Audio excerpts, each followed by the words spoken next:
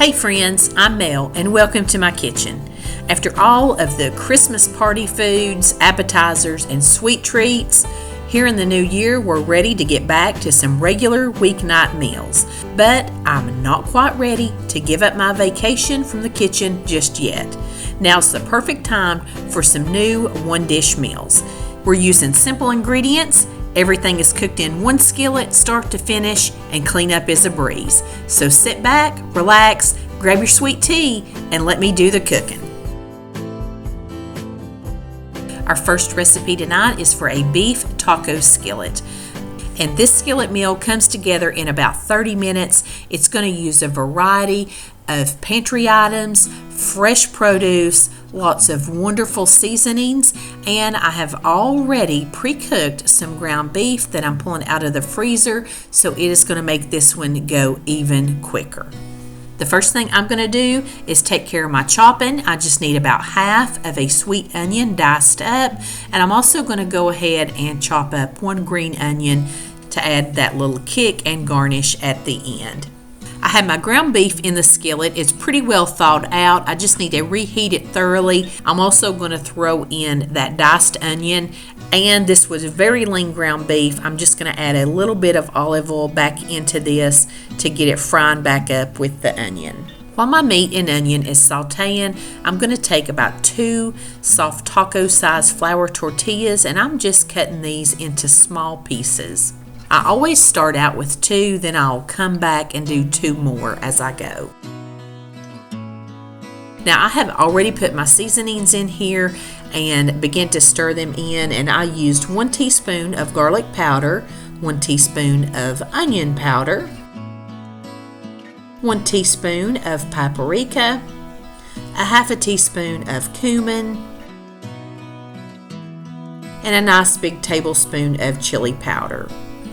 Once all that's incorporated, I'm going to add in 1 can of black beans that have been rinsed and drained, and I'm going to use this entire carton of La Mexicana fresh salsa.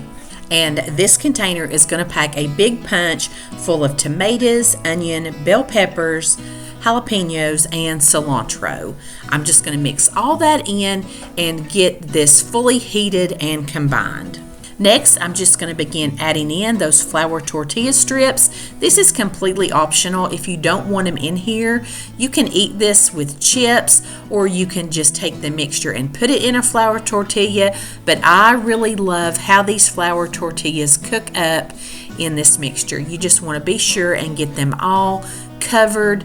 Once everything is combined and you have all those flour tortilla strips covered with the mixture, I'm just going over the top with about a cup of some pepper jack cheese. Feel free to use Monterey Jack, Colby Jack, whatever you like is fine here. This is your own preference. And I have my oven set to broil, and I'm just going to slide my skillet right inside there and watch it very carefully until all that cheese gets melted and just a little bit brown. This meal comes together so fast, and this is so delicious. This pleases everyone in my house. You can also feel free to throw in any other vegetables that you would like. This would be great to throw in some Fiesta corn or just some frozen corn in the mix.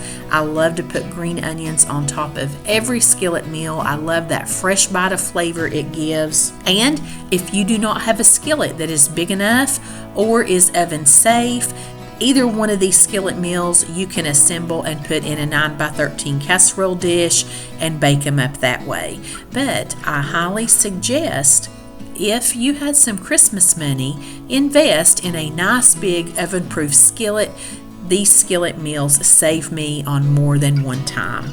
I absolutely love a good Tex-Mex dish, and this one hits all the right flavors with me.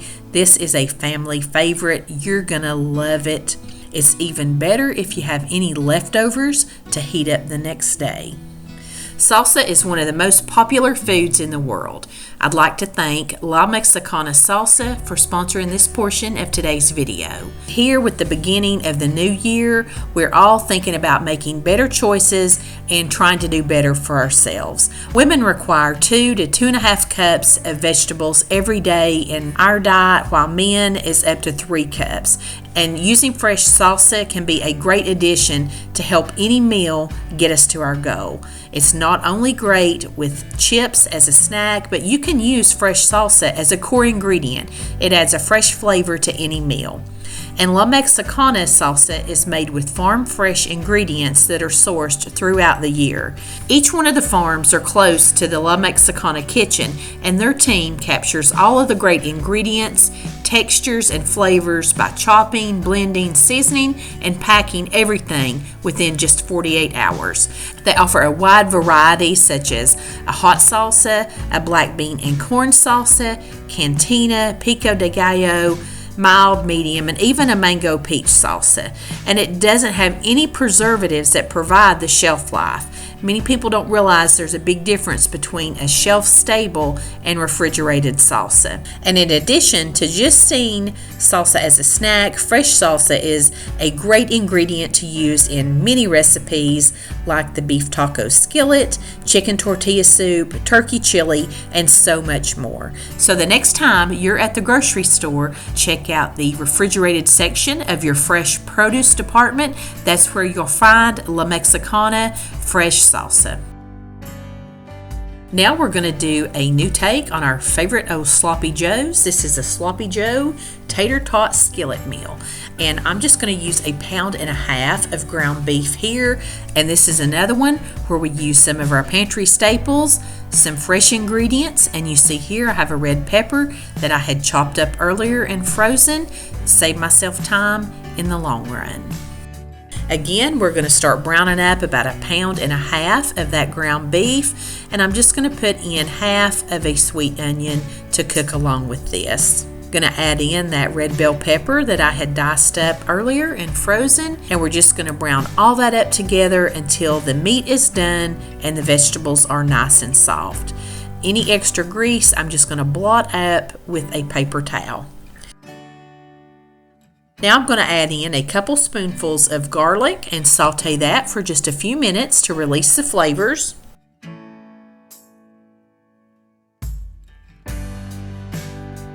Now we're going to put in about 3/4 to a cup of ketchup.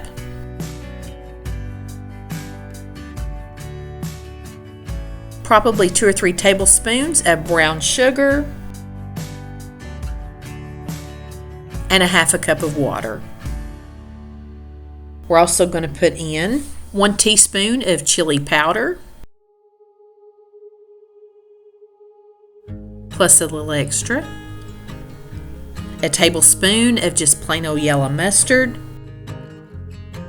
about 1 teaspoon of Worcestershire sauce, and we're going to salt and pepper this to taste. Now, this is a basic Sloppy Joe recipe, and this is almost how I always make mine, but I do go back and decide to put some tomato paste. This was just not rich enough for me. I always put tomato paste in my Sloppy Joes, but I thought I would try this recipe without it, but I added it and I went back and put a little bit more chili powder, and then it was perfect. I just like a really robust Sloppy Joe flavor. So I will leave both of these recipes linked down in the description box for you. And I'm also going to leave the recipe for the Pioneer Woman Sloppy Joes. That is really more of what I use for the Sloppy Joes here. I'm just taking a bag of frozen tater tots, putting it over the top of the Sloppy Joes, and I'm going to bake that in a 450-degree oven for about 20 to 25 minutes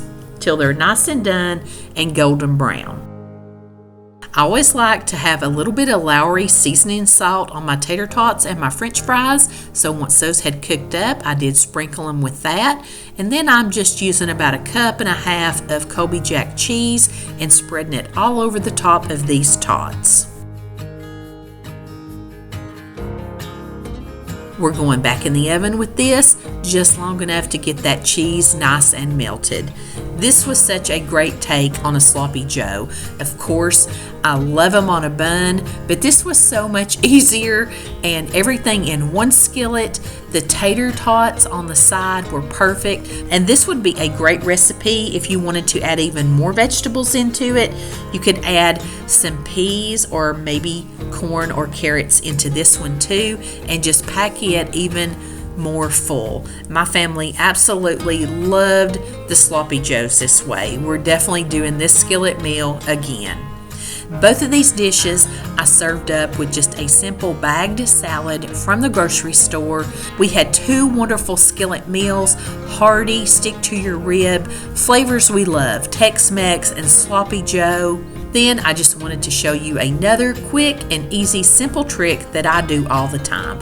Tonight I had some black pepper herb chicken strips from Tyson. These are fully cooked, frozen. All you have to do is heat them in the oven, and another bagged salad from the grocery store. And I've used lots of different grilled chickens from the freezer section. If they're not seasoned, I'll just spray them with a little bit of Pam and season them up myself with some steakhouse seasoning, even some seafood seasoning.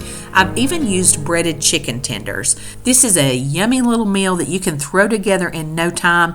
When you're ready for just a fresh salad and you want a little bit of protein on top of it, this pleases everyone, and it is so quick to come together. It's perfect for a quick weeknight dinner or even lunch, and you can totally customize this with any kind of toppings that you have. I love having the frozen chicken tenders and grilled chicken breast in my freezer for times just like this. There's nothing that I enjoy any better than a big one skillet meal.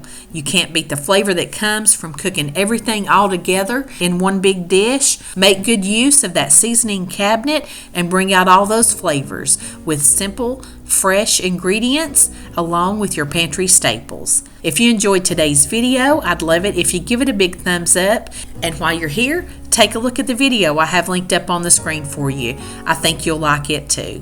If you're new here, subscribe and come back every week for more simple, quick, and easy, delicious meals. I appreciate you being here, and until next time, I send you love from my kitchen.